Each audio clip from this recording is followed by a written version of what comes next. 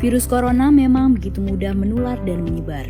Setiap kita bisa ikut mencegah dan mengurangi penyebarannya melalui social distancing. Apakah social distancing? Social distancing adalah tindakan untuk mengurangi kontak dengan orang lain dan menghindari melakukan kegiatan di keramaian. Bagaimana bentuk social distancing yang perlu dilakukan? Beberapa anjuran utama antara lain, menghindari keramaian, misalnya situasi, kegiatan, atau acara besar yang dihadiri orang banyak dan berdesakan. Mengurangi menggunakan transportasi publik dan belajar atau bekerja di rumah untuk sementara waktu.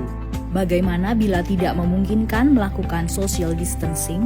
Dalam semua keterbatasan, kita semua tetap dapat melakukan social distancing walaupun terpaksa berkegiatan di luar rumah.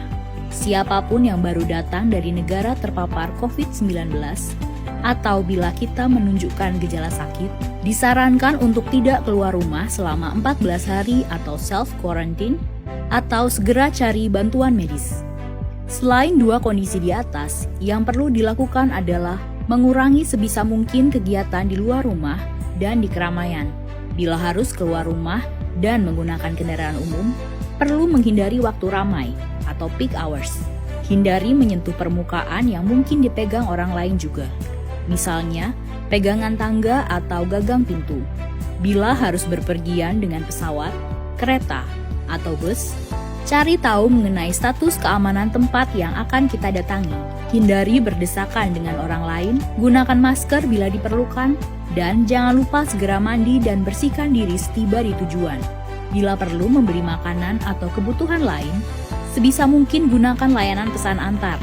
Bersihkan atau cuci barang yang dibeli sebelum disimpan, dan utamakan memesan makanan yang matang sempurna. Bila perlu berolahraga, pilihlah yang dapat dilakukan di dalam rumah atau yang dilakukan di tempat terbuka. Hindari jam-jam ramai, hindari berbagi peralatan, dan jangan lupa mandi atau bersihkan diri setelah berolahraga.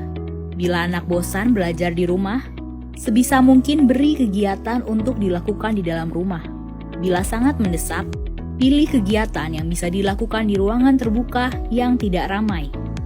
Ajarkan kebiasaan bersih-bersih setiap selesai berkegiatan, dan beri penjelasan dengan baik tanpa menakut-nakuti ataupun membuat panik. Apalagi yang perlu dilakukan selain social distancing? Jangan lupa mempraktekkan kebiasaan bersih antara lain, cuci tangan sebelum beraktivitas untuk menghindari virus atau kuman kita menyebar kepada orang lain. Cuci tangan setelah beraktivitas agar kita terlindung dari virus atau kuman dari luar. Mandi dan berganti pakaian secepatnya setelah berpergian untuk memastikan rumah dan lingkungan tempat tinggal kita tidak terkontaminasi. Berdiam diri di rumah adalah pilihan yang bijak untuk saat ini. Namun demikian, social distancing bisa diterapkan di mana saja.